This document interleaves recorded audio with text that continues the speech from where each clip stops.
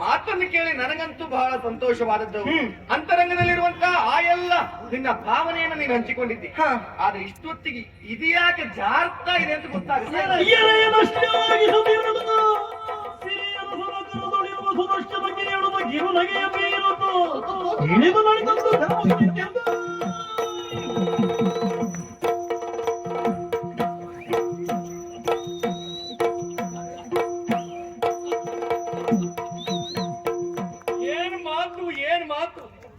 ಕೇಳುವವರ ಸಂಯಮ ಕಳ್ಕೊಳ್ಳುವವರೆಗೆ ಇವ್ರ ಮಾತು ಉಂಟು ಎನ್ನುವುದಾರಿಗೆ ಅರ್ಥ ಆಯ್ತು. ಹೌದಪ್ಪ, ನಾನೊಬ್ಬ ಇಳಿದು ಬರಲಿಲ್ಲ ಅಂತಾದ್ರೆ ಇವ್ರ ಮಾತು ಮುಗಿಯುವುದಿಲ್ಲ ಅನ್ನೋದು ಗೊತ್ತಾಗ ಹೇಳ್ಕೊಂಡ್ರು. ಆ ಮಟ್ಟಿಗೆ ಯೋಚನೆ ಮಾಡು. ಏನು ನಾವು ಇವತ್ತು ಎಷ್ಟು ಕಡಿಮೆ ಮಾತಾಡಿದ್ದೇವಲ್ಲ. ಮೊನ್ನೆಲ್ಲ ನೋಡ್ಬೇಕಿತ್ತು. ನಾವು ದಿವಸ ಮಾತಾಡಿದ್ರೆ ಕಡಿಮೆ ಮಾತಾಡಿದ್ರೆ ಇಷ್ಟು, ಇನ್ನು ಹೆಚ್ಚು ಮಾತಾಡಿದ್ರೆ ಇನ್ನೇನೇ ಆಗ್ಬೋದು. ಮಾತು ಎಷ್ಟು ಆಡ್ತೇವೆ ಹೇಳುದು ಮುಖ್ಯ ಅಲ್ಲ, ಆಡ್ದಷ್ಟು ಮಾತು ಮತ್ತೊಬ್ಬರ ಮನಸ್ಸಿಗೆ ಹೇಗೆ ನಾಟ್ತದೆ ಹೇಳುದು ಬಹಳ ಮುಖ್ಯ. ಅದಕ್ಕೆ ನಾ ಇಳಿದು ಬಂದ ಸ್ವಾಲ್ದಿರಿ ಅಂತ ಹೇಳಿದ್ ಬರ್ತಿದ್ದೆ. ನಾಟಕದಿಂದಲೇ ಇಳಿದು ಬಂದದ್ದು, ಒಟ್ಟಾರೆ ಇಳಿದು ಬಂದದ್ದಲ್ಲ. ನಾಟಿಸುವುದಕ್ಕಾಗಿ ಅಲ್ವಾ ಮಾತಾಡುದು. ಇನ್ನು ವ್ಯವಸ್ಥಿತವಾಗಿ ಮುನ್ನಡೆಸಬೇಕು ಅಂತಾದ್ರೆ ಪ್ರಸಂಗ ನಮ್ ಕೈ ತಗೊಳ್ಳುವ.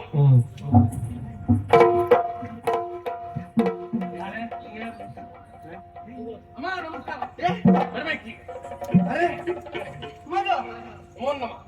ಆಶ್ಚರ್ಯ ಆಗ್ತದೆ. ಏನು ಇಷ್ಟು ದಿನ ಸುದರ್ಶನವು ಈಗ ಆಗಲ್ಲ. ಸುದರ್ಶನನು ಯಾವತ್ತು ಹೂ ಆಗುದು ಬೇಡ, ಹೂ ಆಗ್ಬೇಕು ಅಂತ ಬಂದು. ಅಯ್ಯೋ, ಕೈಯಲ್ಲಿದ್ದವ ಹಾಗೆ ಕೆಳಗೆ ಅವ್ರು ಹಾಗೆ ಏನೋ ಜಾರ್ತಾ ಉಂಟು ಅಂತ ಹೇಳಿದ್ರು. ಅವು ಜಾರ್ಕೊಂಡಿರ್ಬೋದು, ನಾ ಜಾರದಲ್ಲ, ನಾ ಹಿಡ್ಕೊಂಡು ಬಂದದ್ದು. ನೀನು ಬಂದದ ಅವತಾರ ಇದು ಬಿಟ್ಟೆ. ಅಬ್ಬಬ್ಬಬ್ಬ, ಬಹಳ ಸಂತೋಷ ಆಯ್ತು. ಆದ್ರೆ ಹೀಗೆ ಮಾಡೋದು ಸರಿಯಲ್ಲ. ಏನ್ ಮಾಡಿದೆ? ಪ್ರತಿನಿತ್ಯ ಮಾಡುವುದು. ಅಪ್ಪನಿಗೆ ನಮಸ್ಕಾರ ಕೊಟ್ಟು ಆಮೇಲೆ ಅಮ್ಮನಿಗೆ ಕೊಡುವ. ಇನ್ನೆಂತದ್ದು? ನಾವು ಕ್ರಮ ಬದಲಾಯಿಸಿದ್ದೇವೆ. ಯಾಕೆ ಬದಲಾಯಿಸಿದೆ? ಇತ್ತೀಚೆಗೆಲ್ಲ ಅಮ್ಮೋರ್ ಗಂಡಿಗೆ ನಮಸ್ಕಾರ ಕೊಡುವುದನ್ನು ಬಿಟ್ಟಿದ್ದೆ. ನೇರ ನಾನು ನಮಸ್ಕಾರ ಕೊಟ್ಟೆ. ಯಾಕೆ ಗೊತ್ತಾ? ಯಾಕೆ? ಕಾರಣ ಇಲ್ಲದೆ ಅಲ್ಲ, ಒಂದು ಮಾತು ಉಂಟಮ್ಮ. ಲಾಲಿಪೋದಲೆ ತಾಯೇ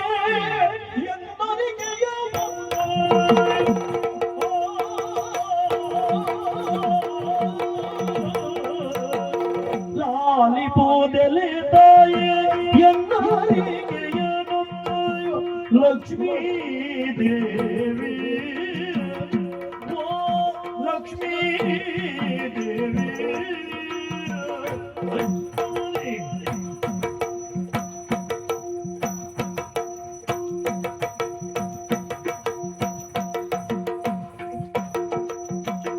ನಿಮ್ಮ ಲೋಲನ ಪಗಳು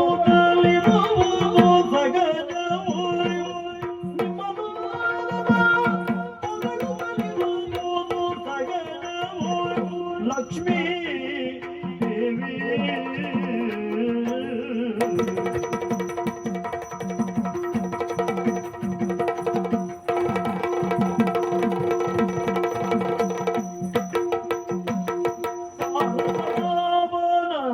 ಮೂರು ಲೋಕದಿ ಒಂದು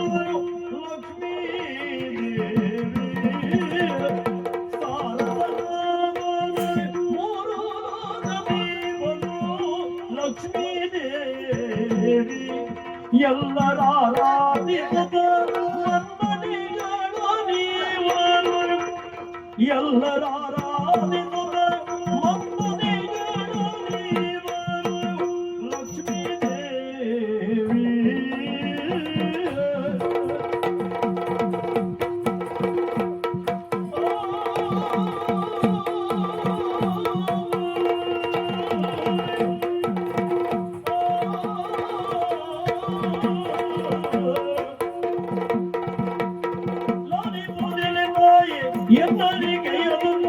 ಲಕ್ಷ್ಮೀ ದೇವಿ ನಿಮ್ಮ ನೋಡದ ಪದಳು ನಲಿರುವ ಗಜವು ಲಕ್ಷ್ಮೀ ದೇವಿ.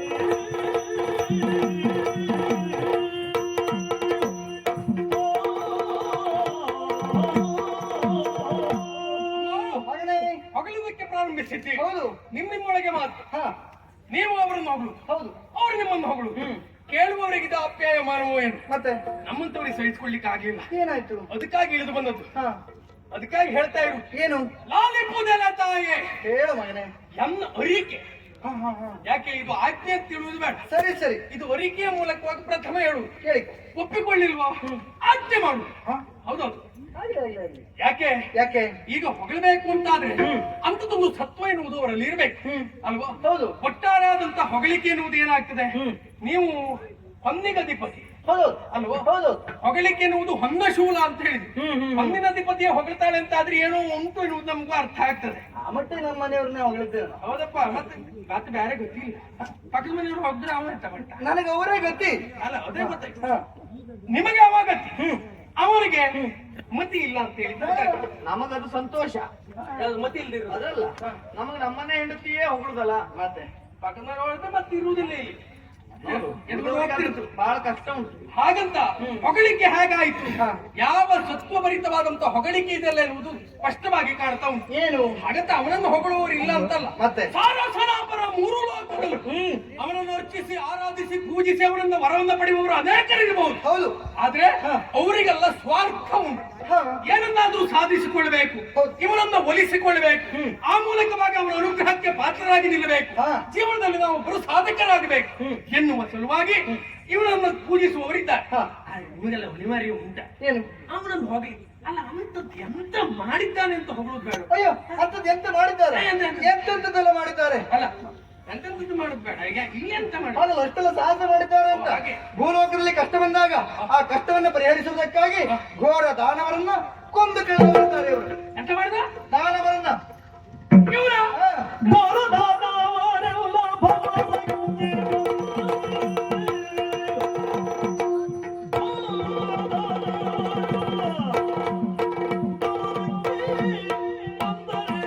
ಲಕ್ಷ್ಮೀದೇವಿ ನಾನು ಸೇರಿ ಕೊಂದುದರಿಂದ ಸರ್ವಕ್ಕೂ ಕಾರಣ.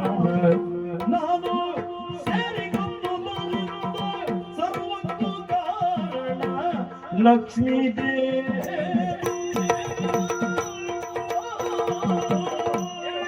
ಘೋರ ದಾನವರನ್ನ ಕೊಂದು ಬರುತ್ತಾರೆ ಇವನ ಇವರೇ. ಹಾಗೆ ಏನು ನಿನಗೆ ಸತ್ಯ ಮಾತ್ರ ಗೊತ್ತಾಗಿದೆ, ಹ ಪರಮ ಸತ್ಯ ಗೊತ್ತೇ ಆಗಿದೆ. ಏನು ಘೋರ ದಾನವರೆಲ್ಲ ಬಂದಾಗ ಅವರನ್ನೆಲ್ಲ ಕೊಲ್ಲುವುದಕ್ಕೆ ಮುಂದಾಗಿ ನಿಂತವ ಇವನೇ. ಅಪ್ಪ ಗೌರವ ಕೂಡ ಇವರು. ಅಪ್ಪ ಗೌರವ ಅದೇ ಇವನೇ. ಇವರ ಅದೇ ಇವನೇ. ಅವರೇ ಅವ ಅಲ್ಲ. ಹ? ಘೋರ ದಾನವರನ್ನ ಕೊಂದವ ಯಾರು ಯಾರು ಯಾರು ಯಾರು ಯಾರು ಏ ಮಾತಾಡ ಮಾತಾಡು ಯಾರು ಒಂದು ಅಭಿನಯ ಕಲ್ಪನೆ ಇಲ್ವಾ? ಮಾತಾಡು. ಘೋರ ದಾನವರನ್ನ ಕೊಂದವ ಅಲ್ಲ. ಅದೇನು ಅಷ್ಟು ಹಿಡ್ಕೊಳ್ಳೋದು ನಾನು ನೋಡುವಾಗ. ಅಂದ್ರೆ ಅಷ್ಟು ಉಂಟು ಅಂತ. ಹ, ಹ, ಹ. ನಾನು ಸೇರಿ ಕೊಂದಿದ್ದರಿಂದ ಸರ್ವಕ್ಕೂ ಕಾರಣ. ನಾನೊಬ್ಬ ಇಲ್ಲದೆ ಹೋಗಿದ್ರೆ ಹ. ಇವನತ್ರ ಅಂತದ್ದು ಅಲ್ವಾಗಿತ್ತು, ಏನು ಆಗುವುದಿಲ್ವಾಗಿತ್ತು. ಹ. ಅಂತ ಘೋರ ದಾನವರನ್ನ ಕೊಂದವ ಇವ ಅಲ್ಲ.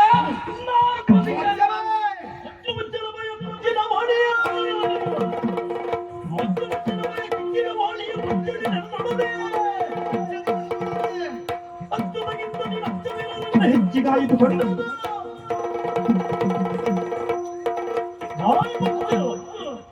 ಮಗ ಅಂತ ಸಲಿಗೆ ಕೊಟ್ರೆ ಮಾತಾಡೋದಕ್ಕೆ ಬಿಟ್ರೆ ಎಷ್ಟು ಮಾತಾಡ್ತೀಯಲ್ವಾ? ಅಂತ ಅಪ್ಪ ಎನ್ನುವ ಗೌರವವಿಲ್ಲದೆ ಮಾತಾಡ್ತಿ, ಅದೆಷ್ಟು ಮಾತಾಡುವುದು? ಕಿಚ್ಚಿನ ನುಡಿಗಳನ್ನ ಆಡುತ್ತಾ ಇದ್ದಿ. ಅದು ಹಾಗೆ ಅವರಷ್ಟೆಲ್ಲ ಸಾಧನೆಯನ್ನು ಮಾಡಿದ್ದಾರೆ, ನನ್ನಿಂದ ಏನೂ ಆಗ್ಲಿಲ್ಲ ಎನ್ನುವಂತ ಕಿಚ್ಚು, ಒಳಗಿದ್ದ ಕಿಚ್ಚು ಬಾಯಲ್ಲಿ ಹೊರಗೆ ಬರ್ತಾ ಉಂಟು. ಅವರ ಹೆಸರದ್ದು ಹೆಸರಾಗಿ ಅಚ್ಯುತ, ಯಾವ ಕಾರ್ಯವನ್ನು ಚ್ಯುತಿ ಇಲ್ಲದ ಹಾಗೆ ಮಾಡುವವರು ಅವರು ಅಚ್ಯುತ ಅಂತಿರುವಾಗ ಅಚ್ಯುತನಿಗಿಂತ ನೀ ಅಚ್ಚವೀರನ ಅಪ್ಪನ ಕುರಿತಾಗಿ ಇದೇ ರೀತಿಯಾಗಿ ಸಲ್ಲದ ಮಾತುಗಳನ್ನು ಆಡೋದಕ್ಕೆ ಬಂದ್ರೆ ನಾನು ಸುಮ್ಮನೆ ಮತ್ತೆ ಏನು ತಿಳ್ಕೊಂಡು ಅಮ್ಮನ ನೆನಪಿಲ್ಲ. ಕಂಡು ನುಡಿದರೆ ಕೆಂಡ ಬಂದಾಗ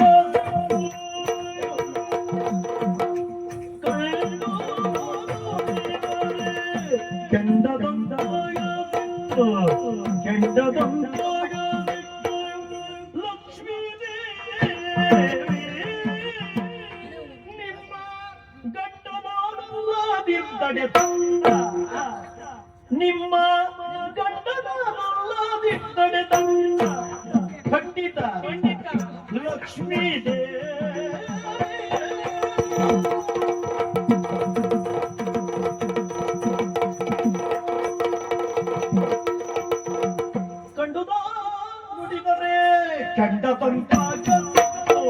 ಖಂಡದಂತಾಗ ಲಕ್ಷ್ಮೀ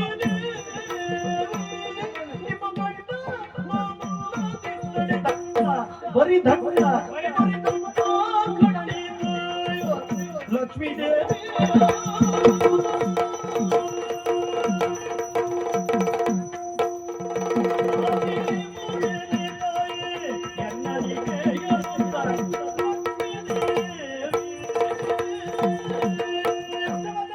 ಅಬ್ಬಬ್ಬಬ್ಬಬ್ಬಬ್ಬಬ್ಬ. ಸಿಟ್ಟು ಬಂತ ಬರದೇ ಇರ್ತದೆ ಮತ್ತೆ ಜೋರ್ ಬಂತ ಜೋರು ಬಂದಿರತ್ತದು. ಕಂಡುದ ನುಡಿದ ಕೆಂಡದಂತಹ ಸಿಟ್ಟು ಹಾ ಇದ್ದದನ್ನ ಇದ್ದ ಹಾಗೆ ಹೇಳಿದ್ರೆ ಚಾಡಿಸಿ ಬಂದು ಕುಳಿದ್ರಂತೆ ಹಾಗಾಯ್ತು ಪರಿಸ್ಥಿತಿ. ಏನು ಮುಖ ಎನ್ನುವುದು ಕೆಂಪಡೆರಿ ಹೋಗಿದೆ, ಕಣ್ಣು ಕೆಣ್ಣ ದುಂಡೆ ಆಗಿದೆ. ಹೇಗಿದ್ರೆ ಇದಕ್ಕೆಲ್ಲ ಕಾರಣ ಏನು ಸತ್ಯ ಹೇಳಿದೆ ಅಂತ. ಅಮ್ಮ, ಏನು ನಿಮ್ಮ ಗಂಡ ಕೊಂದ ಅಂತ ಹೇಳಿದೆ. ಹೌದು ಅಲ್ಲ, ಕೊಂದವ ನಾನು ಅಲ್ಲ. ಹೌದಪ್ಪ, ಎಲ್ಲಿವರೆಗೆ ಕೇಳಿ ಸತ್ಯ ಹೇಳ್ತೇನೆ. ಹೇಳು. ಅವ್ನು ಉತ್ಸವದ ಮೂರ್ತಿ, ಹೊತ್ತು ತಿರುಗುವವರು ನಾವು. ಹಾ ಈ ಪ್ರಪಂಚವೇ ಹಾಗಾಗಿ ಏನು ಕೆಲಸ ಮಾಡುವವರೊಬ್ರು ಗಟ್ಟಿ ಇದ್ರೆ ಯಾರು ಯಜಮಾನಿಕೆ ಮಾಡಬಹುದು. ಅದ್ರ ಒಂದು ಏನು ಕೆಲಸ ಮಾಡಿ ಮಾಡಿ ಆಮೇಲೆ ಯಜಮಾನ ಆಗ್ಬೇಕು. ಯಾರು ಹೇಳಿದ್ರು? ಅಲ್ಲ ಎಲ್ಲರೂ ಅನುಭವ ಅದೇ. ಇವ್ರು ಮೊದಲು ಸ್ವಲ್ಪ ಕೆಲಸ ಮಾಡ್ಲಿಲ್ಲ. ಯಾರು ಇವ್ನು? ಇವರು ಅಲ್ಲಿಂದ ಇವ್ನು ಕೆಲಸ ಮಾಡೋದು ಇಷ್ಟೇ. ಎಂತದ್ದು ಇವ್ರು ಕೂತ್ಕೊಂಡದ್ದು ಅದೊಂದು ಮಾಡ ಇದೊಂದು ಮಾಡ ಇದು ನಮ್ಮ ಅಟ್ಟೆ ಬಲ ಇದ್ದದ್ರಿಂದ ನಾವು ದೊಡ್ಡ ಮಾತದ್ದು ಬಿಟ್ರೆ ಅವ ಸ್ವಯಂ ಕೆಲಸ ಮಾಡಿ ದೊಡ್ಡ ಮಾತಲ್ಲ. ಆಳಿನ ಬಲದಲ್ಲಿ ರಟ್ಟೆ ಬರೋದು ಯಾವಾಗ ಆಳುವ ಗಟ್ಟಿ ಇದ್ದಾಗ. ಆಳುವ ಗಟ್ಟಿ ನಾವು ಗಟ್ಟಿದ್ದಾಗ ಮಾತ್ರ ಆಳುವ ಗಟ್ಟಿ ಆದದ್ದು. ಆದ್ರೆ ಅವನು ಗಟ್ಟಿ ಮಾಡ್ಬೇಕು ಅಂತ ನಾವು ಒದ್ದಾಟ ಮಾಡಿದ ಎಷ್ಟು ಕಡೆ ಗೊತ್ತುಂಟ. ಅದಕ್ಕಾಗಿ ಈಗ ಆಡುವ ಮಾತು ಹೇಗಾಯ್ತು, ಹೇಗೆ ಪ್ರಯೋಜನ ಇದ್ದದಲ್ಲ. ಎಲ್ಲಿವರೆಗೆ ಕೇಳಿ, ಎಲ್ಲಿವರೆಗೆ ಒಂದ್ ಸತ್ಯ ಹೇಳ್ತೀನಿ. ಹೇಳು. ನಿಮ್ಮ ಗಂಡ ನಾನಿಲ್ಲದಿರ್ತಾಳೆ ಬರೀ ದಂಡವು ಕಂಡು. ನಾನೊಬ್ಬ ಇಲ್ಲದೆ ಇದ್ರೆ ಅವನಿಗೆ ಏನೂ ಇಲ್ವಾಗಿತ್ತು, ಅಸ್ತಿತ್ವವೂ ಇಲ್ವಾಗಿತ್ತು. ಅವನಿಗೊಂದು ಅಸ್ತಿತ್ವವನ್ನ ಕಲ್ಪಿಸಿಕೊಟ್ಟವ ಯಾರು ಅಂತ ಕೇಳಿದ್ರೆ ನಾನಲ್ಲದೆ ಮತ್ತೊಬ್ಬರು. ಇದಕ್ಕೆ ಬಿಡೋದಿಲ್ಲ. ಪ್ರಶ್ನೆ ಕೇಳ್ತಾರೆ ನನಗೆ. ಸರಿಸನೇನು ಬಿಡಲು ಮತ್ಯವರ ಪೂರ್ವ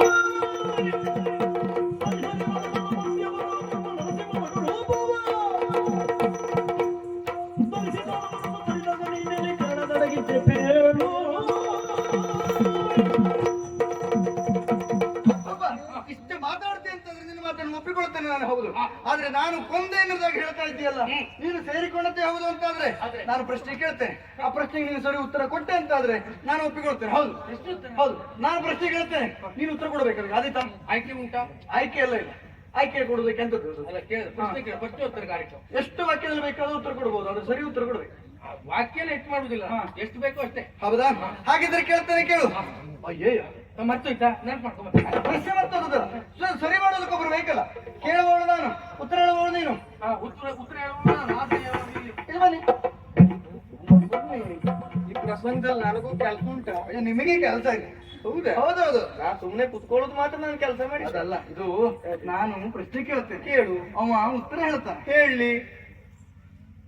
ನಿಮಗೆ ಇಲ್ಲೇ ಕೆಲಸ ಇರುವುದು ಏನು, ನೀವೀಗ ಮಧ್ಯಸ್ಥರಾಗಬೇಕು. ಓ, ನೀ ಮಧ್ಯಸ್ಥ ಮಧ್ಯ ನಿಂತ್ಕೊಳ್ಳುವವನ? ನಿಂತ್ಕೊಳ್ಳೋದು ವಿಚಾರ ವಿನಿಮಯ. ನಾನು ಹೇಳಿದ್ದು ಸರಿ, ಇವ ಹೇಳಿದ್ದು ತಪ್ಪು, ಈಗ ಸರಿ ಮಾಡಿ ಹೇಳ್ಬೇಕು. ನಿರ್ಣಾಯಕರಾಗಬೇಕು. ತಲೆ ಬಿಸಿ ಬಿಟ್ಬಿಡಿ ಅಂತದ್ದು ನಾನು ನಿರ್ಣಯ ಕೊಡ್ತೇನೆ. ಹೌದಾ? ಹಾಗಿದ್ರೆ ಸರಿ, ಮತ್ತೊಲ್ಲೇ ಹೋಗಿ ಕುಳಿತುಕೊಂಡು ಎಲ್ಲ ಕೇಳಿ. ಯಥಾಸ್ಥಾನ ದ್ವಾಸಯ. ಯೋಗ ಯೋಗ ನಿದ್ರೆಗೊಂದು ಇಲ್ಲಪ್ಪ, ಹೋಗಲಿದ್ರೆ ಇಲ್ಲ. ನಮ್ಮ ನಾನಾ ಬಗೆಯ ಅವತಾರವನ್ನು ಮಾಡಿದ ಬರ್ತಾರೆ. ಮತ್ಸ್ಯ, ಕೂರ್ಮ, ವರಾಹ, ನರಸಿಂಹ, ವಾಮನ, ಇಂಥದ್ದೆಲ್ಲ ಅವತಾರದಲ್ಲಿ ನೀನು ಎಲ್ಲಿದ್ದಿ ಅಂತ ಬೇಕು. ಸೋಮಕಾಸುರನನ್ನು ಕೊಲ್ಲುವಾಗ ಮತ್ಸ್ಯ ಅವತಾರವನ್ನು ತಾಳಿದವರು, ಆಗ ನೀನು ಅಂತ ನಾ ಮಾಡಿದ್ರೆ ನೀವು ಮಾಡಿದ್ರೆ ನೆನ್ಪಿಟ್ಟು ನೋಡ್ತಿರ್ಬೇಕು. ಅಂದ್ರೆ ಹಾಗಲ್ಲ, ಅದನ್ನು ಮಾಡಿದ ಅವತಾರ ಯಾವುದು? ಮತ್ಸ್ಯ ಅವತಾರ. ಅವಾಗೆಲ್ಲಿತ್ತೆ ಅಂತ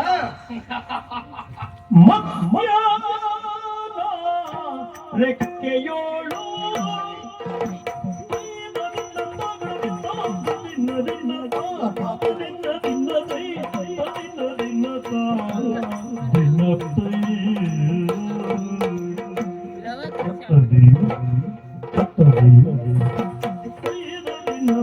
ರೆಕ್ಕೆಯೋಳು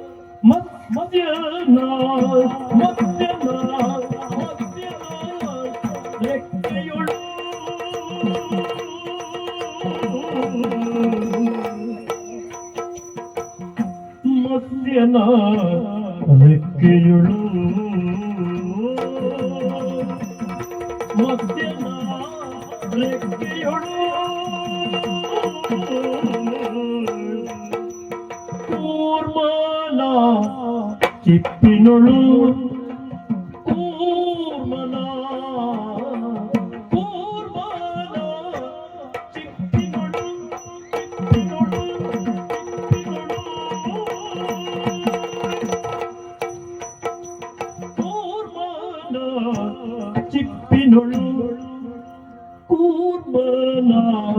ಕೂರ್ಮನ ಕಿಪ್ಪಿನಳು ಪೃಥ್ವಿದಾರನ ದಂತದಳು ಆ ಪೃಥ್ವಿದಾರನ ದಂತದಳು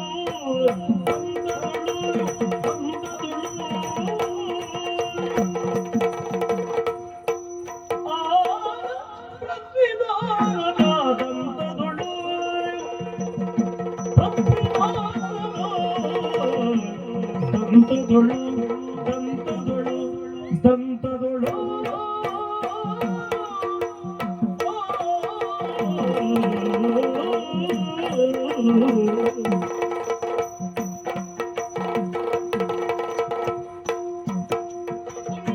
ಮತ್ತೆ ನರಹರಿ ಉಗುರೊಳಗೀರ್ತು ಮತ್ತೆ ನರಹರಿ ನರಹರಿ ನರಹರಿ ಉಗುರೊಳಗೀರ್ತು ಒಟ್ಟು ಪದಕ್ಕೆ ಒಟ್ಟು ಪದಕ್ಕೆ ಮತ್ತೆ ನರಹರಿ ಉಗುರೊಳಗೀರ್ತು ಒಟ್ಟು ಪದಕ್ಕೆ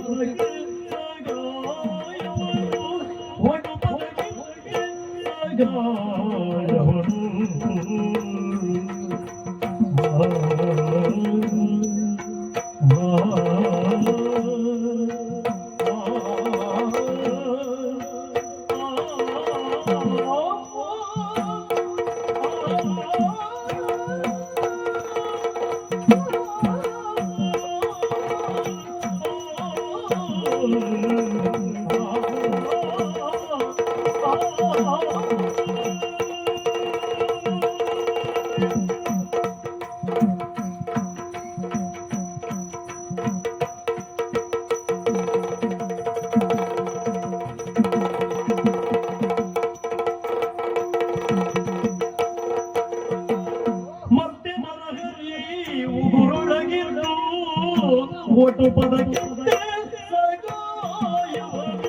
ನರಹರಿ ನರಹರಿ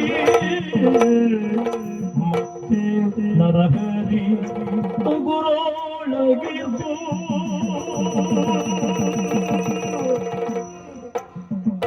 ಒಟ್ಟು ಪದಕ್ಕೆ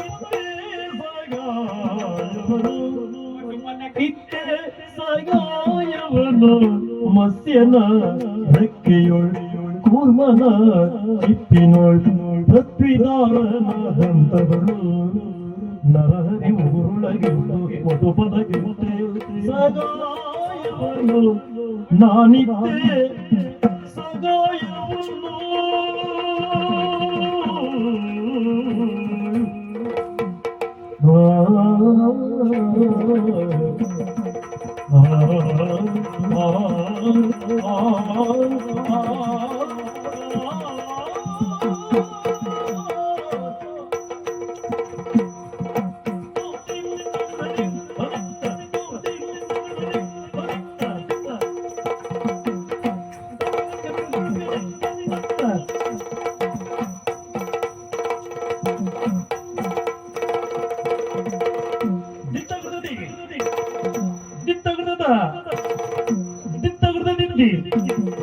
ದಿತ್ತಗದತ್ತೈ ದಿದ್ದಿ ತತ್ತೈ ಅದಿದ್ದಿ ತತ್ತೈ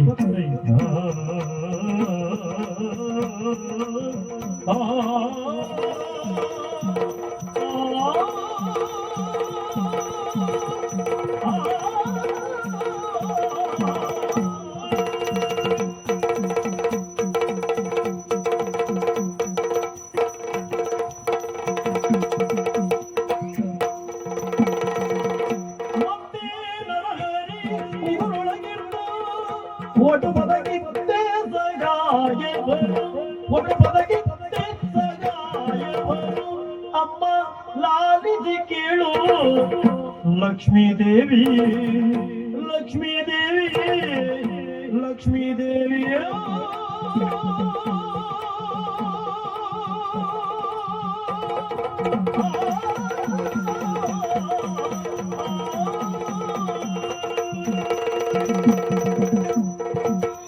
ಮತ್ತೆ ನರಹರಿ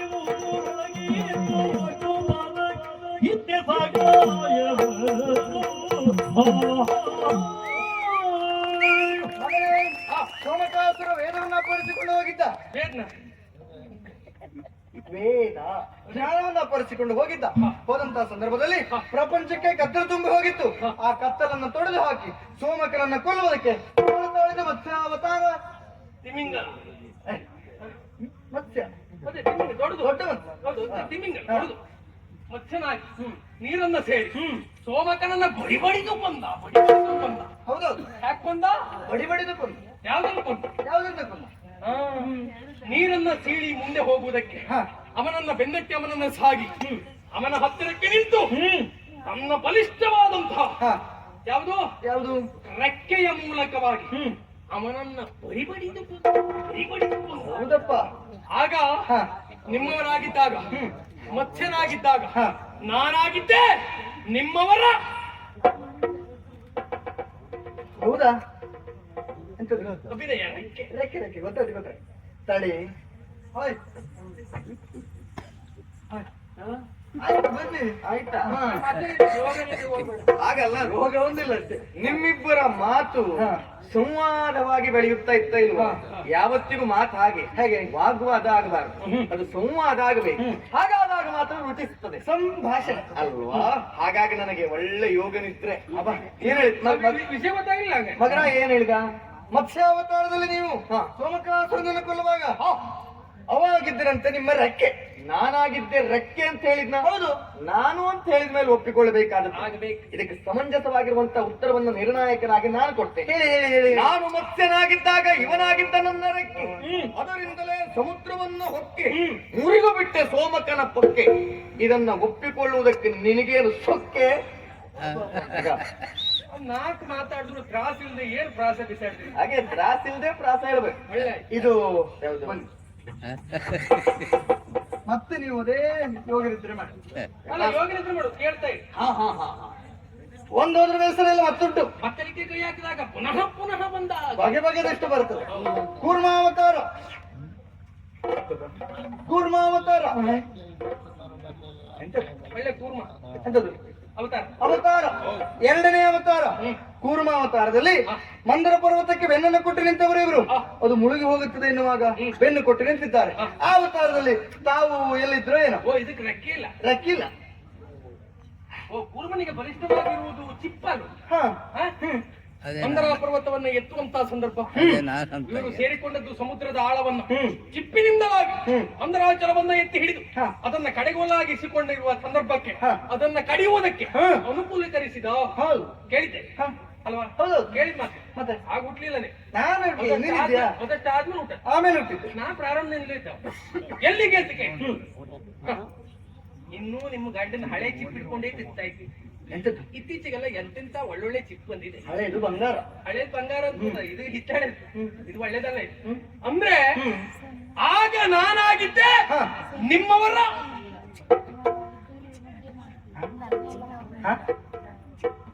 ಚಿಪ್ಪು ಇದು ಮುಂದೆ ಬನ್ನಿ. ಈಗ ಬರ್ಲಿಕ್ಕಾಯ್ತಾ? ಬರ್ಲಿಕ್ಕೆ ಆಗೋಯ್ತು. ನೋಡು, ನಾನು ಈಗ ಯೋಗ ನಿದ್ರೆ ಎಲ್ಲಿಲ್ಲ ಇಲ್ವಾ? ಸರಿಯಾಗಿ ಕೇಳಿಸಿಕೊಳ್ತಾ ಇದ್ದೆ. ಎಚ್ಚರದ ನಿದ್ದೆಯಲ್ಲಿ ಯೋಗ ಹೊಂದೋಯ್ತು. ಬರೀ ನಿದ್ರಲ್ಲಿ ಅಂದ್ರೆ ಎಚ್ಚರ ಹಾಕೊಂಡೇ ಮಲಗುದು ಅಂತಲ್ಲ, ಹಾಗಲ್ಲ. ಅರೆ ಪ್ರಜ್ಞಾವಸ್ಥೆ. ಅದಲ್ಲ ಮಗ, ಸರಿಯಾಗಿ ಎಚ್ಚರ ಇದ್ದೆ. ಹಾಗೆ. ಹೌದೌದು. ನೀವು ಕೂರ್ಮಾವತಾರದಲ್ಲಿದ್ದಾಗ ನಾನಾಗಿದ್ದವರು ಚಿಪ್ಪು ಅಂತ ಹೇಳ್ದಪ್ಪ. ನನ್ನ ಎರಡನೇ ವೇಷದ ಸುದ್ದಿ ಹೇಳಿದ್ನೇನೆ ಮಗ. ಹೌದಪ್ಪ. ಹೇಗೆ ಆಗ್ಲಿ ಇದು ಅನ್ನಪ್ಪ. ಚಿಪ್ಪು ವೇಷ. ಮಗನೇ, ಎಷ್ಟು ಹೊಸ ಚಿಪ್ಪು ಬರ್ಲಿ, ಹಳೆ ಚಿಪ್ಪಿಗಿದ್ದ ಬೆಲೆ ಹೊಸ ಚಿಪ್ಪಿಗೆ ಬರುವುದಿಲ್ವೋ ಕಾಣದೆ. ಆದ್ರೆ ಹಳೇದು ಉಂಟು ಎನ್ನುವ ಸಲುವಾಗಿ ಈಗ ಎಲ್ಲೂ ಬಳಸ್ಲಿಕ್ಕೂ ಆಗುದಿಲ್ಲ. ಅದನ್ನ ಹಾಗೆ ಇಟ್ಕೊಂಡು ನೋಡುದೇ. ಉತ್ತರ ನಾನು ಕೊಡ್ತೇನಲ್ಲ, ಕೊಡ್ಬೇಕು. ಏನು ತೊಂದರೆ ಇಲ್ಲ. ನಾನು ಕೂರ್ಮನಾಗಿದ್ದಾಗ ಇವನಾಗಿದ್ದ ನನ್ನ ಚಿಪ್ಪು, ಇದನ್ನ ನೀನು ಒಪ್ಪು. ಅಲ್ಲದಿರ್ತೊಡೆ ಇದು ನಿನ್ನ ಶುದ್ಧ ತಪ್ಪು. ಮೊನ್ನನೆಯ ದಾಹ ಮನಸ್ಸಿನ ಕಪ್ಪು, ದೇಹಕ್ಕೆ ಮುಪ್ಪು. ಇಷ್ಟು ಹೇಳುವಾಗ ನಿನ್ನ ಮುಖ ಯಾಕಾಯಿತು ತಪ್ಪು? ಸಾಕು ಸಾಕು ಇಷ್ಟೇ ಸಾಕು ಇವತ್ತು. ಇಷ್ಟು ಸಾಕಲ್ಲ, ಮತ್ತಲ್ಲಿ ಹೋಗ್ಲಾ? ಹೋಗಿ ಹೋಗಿ ಹೋಗಿ. ಯಥಾಸ್ಥಾನ. ಇಲ್ಲಿಗೆ ಮುಕ್ತಾಯ ಆಗ್ಲಿಲ್ಲ. ಎರಡು ಹೋಯ್ತು. ಹೋಗ್ಲಿ, ಹೋದದ್ದು ಯಾವ್ದು ನಮ್ದಲ್ಲ. ವರಾಹ ಅವತಾರದಲ್ಲಿ ಮೊದ್ಲಿಂದ ಹೀಗೆ ಅಲ್ಲ? ಹೌದು, ಹಿಂಗೆ ಹಿರಣ್ಯಾಕ್ಷರನ್ನ ಕೊಲ್ಲುವಾಗ ಭೂಮಿಯನ್ನ ಚಾಪೆಯೋಪಾದಿಯಲ್ಲಿ ಮಡಚಿಕೊಂಡು ಹೋಗಿದ್ರಂತೆ. ಬಗಲಲ್ಲಿ ಸಿಕ್ಕಿಸಿಕೊಂಡು ಪಾತಾಳಕ್ಕಾಗಿ ಹೋದ. ಹೌದಾ? ಅವನನ್ನ ಕೊಲ್ಲುವಾಗ ವರಾಹಾವತಾರವನ್ನ ತಾಳಿ ಅವನನ್ನ ಕೊಂದವರಿದ್ದಾರೆ. ಭೂದೇವಿಯನ್ನು ರಕ್ಷಣೆ ಮಾಡಿದವರಿದ್ದಾರೆ. ಹೌದಾ? ಆಗ ನೀವು ಎಲ್ಲಿದ್ರೆ ಏನೋ? ಓ, ಇಲ್ಲಿ ರೆಕ್ಕೆ ಇಲ್ಲ, ಚಿಪ್ಪಿಲ್ಲ, ಎಂತದ್ದು ಇಲ್ಲ. ಇದು ಬಿಳಿಯಂದಿ. ಶ್ವೇತವನ ಒಳ್ಳೆ ಶಬ್ದ. ನಾ ಹೇಳ್ತೇನೆ ಬಿಳಿಯಂದಿ ಅಂತ. ಆ ವರಾಹ ರೂಪ ಆ ಕ್ಷಣಕ್ಕೆ ಅವನನ್ನ ಕೊಲ್ಲುವಾಗ ಅವನು ವರ ಇದ್ದದ್ದೇ ಹಾಗಲ್ವ, ದಿನನಿತ್ಯ 100 ಹಂದಿ ಆಹಾರವೇ ನನ್ನ ಪಾಲಿಗೆ ಮೃತ್ಯು ಆಗಬೇಕು ಅನ್ನುವಾಗ ಆಗ ಹೋದದ್ದು ಶ್ವೇತವರಾಹನಾಗಿ. ಆಗ ಅವನನ್ನ ಕೊಲ್ಲುವಾಗ ನಾನಾಗಿದ್ದೆ ನಿಮ್ಮವರ ಕೋರೆ. ನೋಡಿದ್ಯಾ ನಿಮ್ಮಿಬ್ಬರ ದೆಸೆಯಿಂದ ನಾನೆಷ್ಟು ಸುಧಾರಿಸ್ತಾ ಇದ್ದೇನೆ ಅಂತ. ಮೊದ್ಲಿಗೆ ನೀನೇ ಬಂದು ನನ್ನನ್ನು ಕರ್ಕೊಂಡು ಹೋದೆ, ಆಮೇಲೆ ಇಲ್ಲಿಂದಲೇ ಬನ್ನಿ ಅಂತ ಕರೆದೆ. ಈಗ ಹಾಗಲ್ಲ, ಕೈಯಲ್ಲೇ ಅಭಿನಯ. ಬೆಟ್ಟಕ್ಕೆ ಎದ್ದು ಬಂದೆ ನೋಡಿ. ಸಂಸಾರ ರಥ ಅಂತ ಹೇಳಿದ್ರೆ ಹಾಗೆ ಮೊದಲು ಎಳಿಬೇಕು, ಆಮೇಲೆ ಎಳೆದಾಗ ಮಾಡಿದ್ರೆ ಸಾಕು, ಮುಂದೆ ಹೋಗ್ತಾ ಇರ್ತದೆ. ಇದು ಅನುಭವ ಆಗಿದೆ ಬಿಡಿ. ಇದು ಮತ್ತೆಂತದ್ದು ಅಲ್ಲ. ಏನು? ವರಾಹ ಅವತಾರದಲ್ಲಿ ಅವ ನಿಮ್ಮ ಕೋರೆದಾಡೆ ಆಗಿದ್ದ. ನಾನಾಗಿದ್ದ ದಾಡೆ ಅಂತ ಹೇಳಿದ. ನಾನು ಅಂತ ಹೇಳಿದ ಮೇಲೆ ಒಪ್ಪಿಕೊಳ್ಳಬೇಕಾದದ್ದು ಸರಿಯಾದದ್ದೇ ಹೌದು. ನಾನು ವರಾಹನಾಗಿದ್ದಾಗ ಇವನಾಗಿದ್ದ ನನ್ನ ಕೋರೆ ದಾಡೆ ತೊಲಗಿತು ದುರುಳ ಹಿರಣ್ಯಾಕ್ಷರ ಪೀಡೆ. ಕತ್ತೆಗೂ ಕಾಲುಂಟು ನೋಡೆ. ಇನ್ನಾದರೂ ಇವನಲ್ಲಿ ವಾದ ಬಿಟ್ಟು ಬಿಡೆ. ಇದು ಅಭಿನಯದಲ್ಲೇ ಮುಗಿಸ್ತಾಳೆ, ಏನು ತೊಂದರೆ ಇಲ್ಲಿಗೆ ಮುಗೀತ. ಹಿರಣ್ಯಕಶಿಪು ಒಬ್ಬ ಇದ್ದ, ಪ್ರಪಂಚದಲ್ಲಿ ಅವನಿಗೆ ಸಾವೇ ಇಲ್ಲ ಎನ್ನುವುದಾಗಿ ಜನ ತಿಳಿದುಕೊಂಡಿದ್ರು. ಹೌದಾ? ಅಂಥವನನ್ನು ನರಸಿಂಹಾವತಾರವನ್ನು ತಾಳಿ ಕೊಂದವರಿದ್ದಾರೆ. ಉಗ್ರ ನರಸಿಂಹ. ಉಗ್ರ ನರಸಿಂಹ. ರೆಕ್ಕೆ ಇಲ್ಲ, ಚಿಪ್ಪಿಲ್ಲ, ದಾಡ ಇಲ್ಲ, ಎಂತದ್ದು ಇಲ್ಲ, ಅವನನ್ನು ಕೊಂದಿದ್ದಾರೆ. ಹೇಗೆ? ಮರಣವನ್ನೇ ಜಯಿಸಿದವ ಎನ್ನುವ ಹಾಗೆ ಅವ ಎಣಿಸಿಕೊಂಡಿದ್ದ. ಹಗಲು ಅಲ್ಲದ, ರಾತ್ರಿ ಅಲ್ಲದ, ಮೇಲೂ ಅಲ್ಲದ, ಕೆಳಗೂ ಅಲ್ಲದ, ಒಳಗೂ ಅಲ್ಲದ, ಹೊರಗೂ ಅಲ್ಲದ, ಮನುಷ್ಯನೂ ಅಲ್ಲದ, ಪ್ರಾಣಿಯೂ ಅಲ್ಲದ, ಆಯುಧವಲ್ಲದ, ನಿರಾಯುಧವಲ್ಲದ ಉಗ್ರ ನರಸಿಂಹನಾಗಿ ಕಂಬದಿಂದ ಹೊರಬಂದ. ಅವನ ಹೊಟ್ಟೆಯನ್ನ ಬಗೆ ಬಗೆದು ಕೊಂದ. ಅದೆಂತದ್ದು? ಆಗ ನೋಡಿದ್ರೆ ಬಡಿ ಬಡಿ, ಈಗ ಬಗೆ ಬಗೆ ಹೊಟ್ಟೆಯನ್ನ ಬಗೆ ಬಗೆದು. ಅನ್ನೋದೆಲ್ಲ ಜೋಡಿ ಪದ. ಗೊತ್ತಾಗಿ ಅಂತ. ಸರಿ ಸರಿ. ಹಾಗೆ ಹಾಗಾಗಿದ್ದೆ ನಾ ನಿಮ್ಮವರ ಇದೆಂತದ? ನಖ. ನೋಡಿದ್ಯಾ, ಈಗ ಮತ್ತೂ ಸುಧಾರಿಸಿದ್ದೇನೆ. ಆಗ ಕೈಯಲ್ಲಾದ್ರೂ ಬನ್ನಿ ಅಂದು, ಈಗ ಆಗಲ್ಲ. ಕೆಮ್ಮುದು ಸರ್. ಹೌದೌದು, ಹೆಂಡತಿ ಕೆಮ್ಮಿಗೆ ಸೋಲುದೆ. ಸೋಲುವುದೇ ಹಾಗೆ ಅಲ್ವಾ ಮಗ? ಸಂಸಾರ ಅಂತ ಹೇಳಿದ್ರೆ ಹಾಗೆ. ಅದು ನಂಗೆ ಗೊತ್ತಿಲ್ಲಪ್ಪ, ನಿನಗೆ ಅನುಭವ ಆಗಿಲ್ಲ ಬಿಡು. ಹಿರಣ್ಯಕಶಿಪುವನ್ನು ಕೊಲ್ಲುವಾಗ ಇವನಾಗಿದ್ದರಂತೆ ನಿಮ್ಮ ನಖ. ನಾನು ನರಸಿಂಹನಾಗಿದ್ದಾಗ ಇವನಾಗಿದ್ದ ನನ್ನ ಸಖ. ತೊಲಗಿತು ಲೋಕದ ದುಃಖ, ಇವನು ಯಾವತ್ತಿಗೂ ನನ್ನ ಪರಮ ಸಖ. ಇಷ್ಟಾಡುವಾಗ ಕಪ್ಪಾಯ್ತೇಕೆ ನಿನ್ನ ಮುಖ? ದೋಷ ಪಕ್ಕದಲ್ಲಿ ನೀವಿದ್ರ. ಇದು ಇನ್ನು ಹೆಚ್ಚು ಮಾತಾಡ್ಲಿಕ್ಕಿಲ್ಲ ಮಗ. ವಿಷಯ ಇಲ್ಲಿಗೆ ಮುಕ್ತಾಯ ಆಗಲಿಲ್ಲ. ಅಮ್ಮ 4 ವರ್ಷ ನೋಡಿ ಹೋಗ್ಲಿ. ಒಂದೇ ಒಂದು ಕತೆ ಹೇಳಿದ್ರೆ ನಾನಿದ್ದೆ ಅಂತ ಹೇಳುತ್ತೆ. ಒಂದದ್ದು ಬೇಡ, ಬೇರೆ ಕತೆ ಹೇಳುತ್ತೆ. ಹೇಗೆ ಬೇರೆ ಪೊರೆದವರಿದ್ದಾರೆ. ಬಲಿಯನ್ನ ಸುತಳಕ್ಕೆ ಇಟ್ಟುವ ಮೂಲಕ ವಾಮನಾವತಾರದಿಂದಲಾಗಿ ಉಪೇಂದ್ರ, ಹೌದು, ಪ್ರಪಂಚಕ್ಕೆ ಸೌಖ್ಯವನ್ನು ಕೊಟ್ಟವರಿದ್ದಾರೆ. ಆಗ ನೋಡು, ಕೊಲ್ಲಲಿಲ್ಲ, ಹೊಡೆಯಲಿಲ್ಲ, ಬಡಿಯಲಿಲ್ಲ, ಎಂತದ್ದು ಇಲ್ಲ. ಆಗ ನೀ ಎಲ್ಲಿದ್ದೆ ಅಂತ. ಬಲಿಯನ್ನ ಪಾತಾಳ ಕಟ್ಟುವಾಗ ಹೇಗಟ್ಟದ್ದು? ತಮ್ಮ ಪಾದವನ್ನ ಅದರ ಮೇಲೆ ಇಟ್ಟು ಅವನ ತಲೆ ಮೇಲಿಟ್ಟು ಅವನನ್ನ ಪಾತಾಳ ಕಟ್ಟಿದ. ಹೌದು, ಹಾಗಾಗಿದ್ದೆ ನಾ ನಿಮ್ಮವರ. ಇಂತ ಈಗ ಹೋಗಿ ಕರ್ಕೊಂಡೆ ಬರ್ತಾರೆ. ಎಷ್ಟೊತ್ತೇ ಹೋದ್ರಿ? ಭಯಂಕರ ಸುಧಾರಣೆ. ಮತ್ತೆ ನಾನು ಈಗಾದ್ರೂ ಕರ್ಕೊಂಡು ಬರೋ ಎಲ್ಲ ನಿಮ್ಮಿಬ್ಬರ ದೆಸೆಯಿಂದ ಸತ್ಯ ಹೇಳ್ತೇನೆ. ನಾನು ಒಬ್ಬನೇ ಆದ್ರೂ ಸುಧಾರಿಸುವುದೇ ಇಲ್ಲ. ನೀವಿಬ್ಬರು ಇದ್ದೀರೋ ಇಲ್ವೋ? ಸುಧಾರಿಸ್ತಾಗೆ ಒಬ್ಬರಿಗಿಂತ ಇಬ್ಬರಲ್ಲಿ ಖಂಡಿತವಾಗಿ. ಹೌದೌದು. ಏನಾಯ್ತು ಈಗ? ವಾಮನಾಗಿದ್ದೆ ಆಗ ನಿಮ್ಮ ಪಾದ ವಾಮನ ಅವತಾರದಲ್ಲಿ ಅಂತ ಹೇಳಿದ್ನ. ನಾನು ಅಂತ ಹೇಳಿದ್ ನಾನು ಅಂತ ಹೇಳಿದ ಮೇಲೆ ಒಪ್ಪಿಕೊಳ್ಳಬೇಕಾದ ಅಲ್ವಾ? ನಾನು ವಾಮನನಾಗಿದ್ದಾಗ ಇವನಾಗಿದ್ದ ನನ್ನ ಪಾದ. ಬಲಿಯು ಪಾತಾಳಕ್ಕೆ ಹೋದ, ಲೋಕಕ್ಕೆ ಆಯಿತು ಮೋದ. ಇನ್ನಾದ್ರೂ ಸಾಕು ಇವನಲ್ಲಿ ವಾದ. ಇನ್ನು ಪ್ರಶ್ನೆ ಕೇಳಬೇಕೆನ್ನುವಂತ ಆಸೆ ಇದ್ರೆ ಒಂದು 4-6 ಪುಸ್ತಕ ಓದ. ಅಂತದ್ದು ಈಗ ಆಯ್ತಲ್ಲ ನಿಮ್ಮದು. ಅವ ನಾನು ಹೇಳಿದ್ದಕ್ಕೆ ಅವ ಹೇಳಿದಕ್ಕೆ ನೀವೆಲ್ಲ ಅವನಿಗೆ ಬಿಟ್ರೆ ನಿಮ್ಮ ಅಪ್ಪ ಮಕ್ಕಳೊಳಗೆ ಆಯ್ತು ಬಿಟ್ರೆ ಎಂತದ್ದು ಇಲ್ಲ. ನನಗೆ ಯಾಕೆ ಸುಮ್ಮನೆ ನೀವು ಉಂಟು ಅವ ಉಂಟು ನೀವು ಮಾಡಿದ್ದೇನು ನಾನೇನೋ ನಿಮ್ಮ ಪಕ್ಷವನ್ನಂತ ಮಾತಾಡುವಂತ ಬಂದ್ರೆ ನಿಮಗಂತೂ ಹೆಂಡತಿ ಪಕ್ಷ ಮಾತಾಡ್ಕೊಂಡು ಬರುವುದಿಲ್ಲ. ಅವ ಹೇಳಿದ ಸುಳ್ಳಿಗೆ ಪ್ರೋತ್ಸಾಹ ಕೊಡ್ತಾ ಇದ್ದೆ. ಏನಾದ್ರೂ ಮಾಡ್ಕೊಳ್ಳಿ ನನಗೆಂತ. ಲಕ್ಷ್ಮಿ, ನೀನು ಸಿಟ್ಟು ಮಾಡುವುದು ಬೇಡ. ಇದಕ್ಕೊಂದು ಸಮಂಜಸವಾಗಿರುವಂತಹ ಉತ್ತರ ಅಲ್ವಾ? ಅದನ್ನೇ ಹೇಳುವುದಕ್ಕಾಗಿದ್ದವನಲ್ವ ನಾನು. ಏನು ಇದು ಸಹಜವಾಯಿತು. ಸಹಜವಾಗುವುದೇ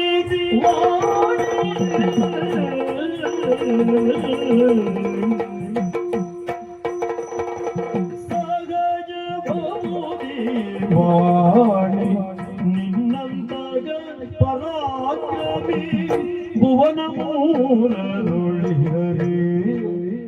ನಿನ್ನಂತ ಪರಾಕ್ರಮಿ ಭುವನ ಮೂರರುಳಿಹರಿ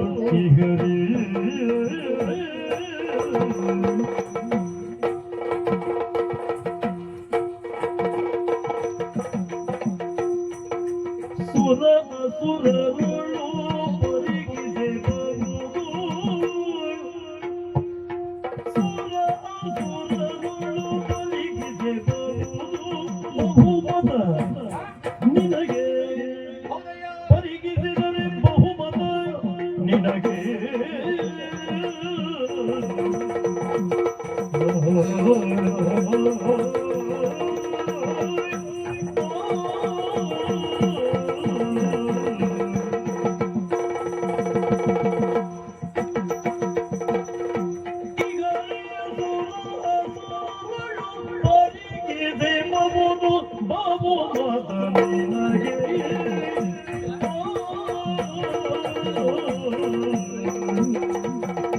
ಸುದರ್ಶನ, ನಿಜವಾಗಿಯೂ ನಿನ್ನ ಮಾತನ್ನ ಕೇಳುವಾಗ ಬಹಳ ಸಂತೋಷವಾಯಿತು ಕಂದ.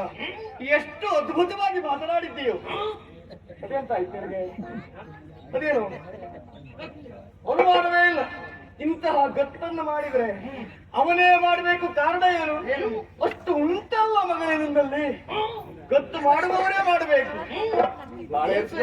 ಬೀಳ್ತದೆ, ಏನು ತೊಂದರೆ ಇಲ್ಲ. ಹಾಗಲ್ಲ, ಏರಿಸುವವರೇ ಏರಿಸಬೇಕು. ನಾವು ಬೀಳು ಸ್ಥಳದಲ್ಲೇ ಇಲ್ಲ, ಮೇಲಿದ್ದೇವೆ. ಮತ್ತೆ ಬಿದ್ರಿ ಏನು ಬಿದ್ದಾನು? ಎಷ್ಟು ಬಿದ್ದಾನು? ಅದ್ರ ಒಂದು ಮೇಲೆ ಹೋದಷ್ಟು ಕೆಳಗೆ ಬೀಳುವ ಆಳ ಹೆಚ್ಚಾಗುತ್ತದೆ. ಯೋಚನೆ ಮಾಡುವುದು ಬೇಡ. ಅವ ಬೀಳುವುದಕ್ಕಾಗಿದ್ದವನಲ್ಲ, ಅವ ಏರುವುದಕ್ಕಾಗಿ ಇದ್ದವ. ಸಹಜವಾಯಿತು ಈ ವಾಣಿ. ನಿಜವಾಗಿ ನಿನ್ನ ಮನಸ್ಸಿನಲ್ಲಿ ಏನೇನುಂಟು ಅದೆಲ್ಲವನ್ನ ನೀನು ಈ ಕಾಲಕ್ಕೆ ಹೊರಗಿಡದಿದ್ದಿ. ನಿನ್ನಲ್ಲಿ ಇಷ್ಟೆಲ್ಲ ಉಂಟು ಅಂತ ನನಗೆ ಇವತ್ತಿನವರೆಗೆ ಗೊತ್ತೇ ಆಗಿರಲಿಲ್ಲ. ಸತ್ಯ ಹೇಳ್ತೇನೆ, ಇವತ್ತು ನಾನು ಒಪ್ಪಿಕೊಳ್ತಾ ಇದ್ದೇನೆ. ನೀನು ಹೇಳಿದಾಗ ನಾನು ಯೋಚನೆಯನ್ನು ಮಾಡಿದ್ದೇನೆ. ನಿಜವಾಗಿ ನನ್ನ ಮತ್ಸ್ಯ ಬಹಳ ದೊಡ್ಡದಾದದ್ದಲ್ಲ, ನಿನ್ನ ರೆಕ್ಕೆಯೇ ಬಹಳ ದೊಡ್ಡದ್ದು. ಇನ್ನು ಮುಂದೆ ಲೋಕ ಗೊತ್ತಾಗಬೇಕು. ಹರಿಯ ಒಂದು ಸಣ್ಣ ಮತ್ಸ್ಯಕ್ಕೆ ಸುದರ್ಶನದ ಒಂದು ದೊಡ್ಡ ರೆಕ್ಕೆ. ಹೌದೌದು, ನನ್ನದೊಂದು ಸಣ್ಣ ಕೂರ್ಮಕ್ಕೆ ಇವತ್ತೊಂದು ದೊಡ್ಡ ಚಿಪ್ಪು. ನನ್ನೊಂದು ಸಣ್ಣ ವರಾಹಕ್ಕೆ ಇವನೊಂದು ದೊಡ್ಡ ಕೋರೆದಾಡೆ. ನನ್ನ ನರಸಿಂಹ ಇಷ್ಟು ಸಣ್ಣದು, ಉಗ್ರೇ ದೊಡ್ಡದು. ಹೌದು, ಇವತ್ತಿನಿಂದ ಉಗ್ರ ನರಸಿಂಹ ಹೋಗಿದೆ, ಉಗ್ರ ನರಸಿಂಹ ಅಂತ ಮಾಡ್ಬೇಕು. ಅನುಮಾನವೇ ಇಲ್ಲ. ಹೀಗೆ ಸತ್ಯ ಹೇಳ್ತೇನೆ, ನಾನು ಅಂತಲ್ಲ 33 ಕೋಟಿ ದೇವತೆಗಳನ್ನು ತರುವ, 66 ಕೋಟಿ ದಾನವರನ್ನು ತರುವ, ಇಬ್ಬರನ್ನು ಸೇರಿಸಿ ನಮ್ಮಿಬ್ಬರನ್ನು ನಿಲ್ಲಿಸಿದ್ರೆ ಬಹುದು ಬಹುಮತ ನಿನಗೆ. ನಿನಗೆ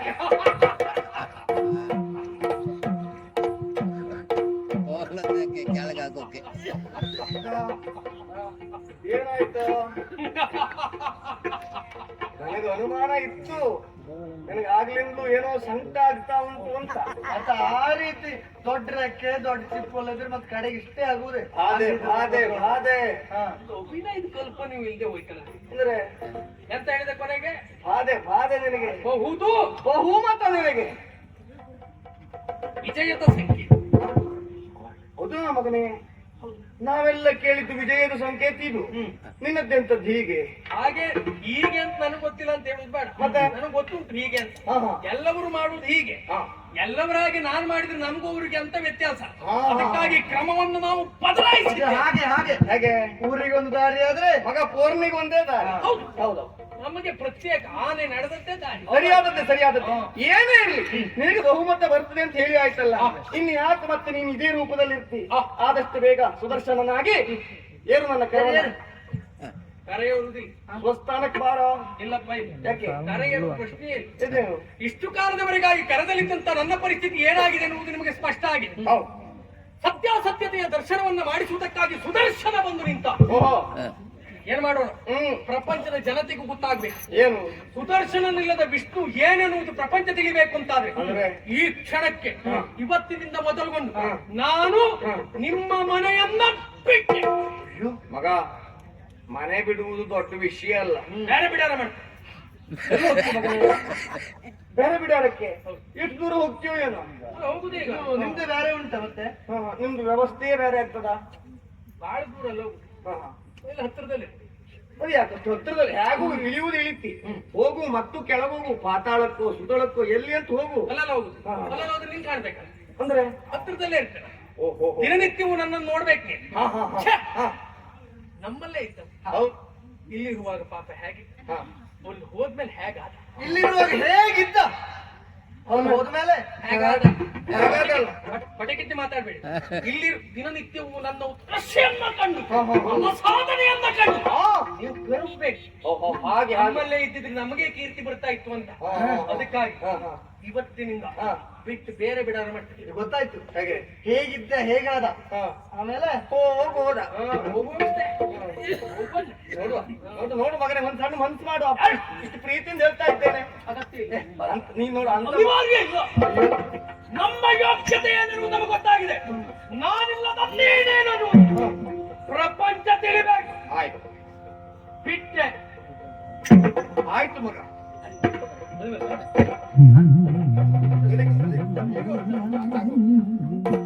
ನೋಡ ಜಾಗ.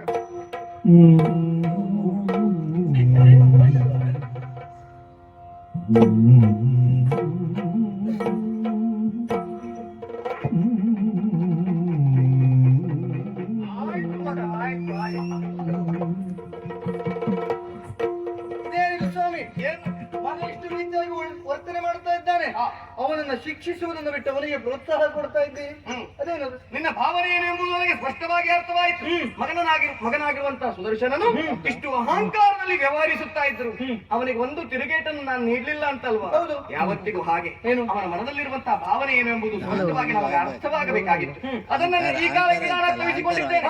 ಯಾವತ್ತು ಚೆಂಡೊಂದು ಪುಡಿಯಬೇಕು ಅಂತಾದ್ರೆ ಸರಿಯಾಗ ಗಾಳಿ ತುಂಬಬೇಕು, ಆ ವ್ಯವಸ್ಥೆ ಮಾಡಿದ್ದೇನೆ.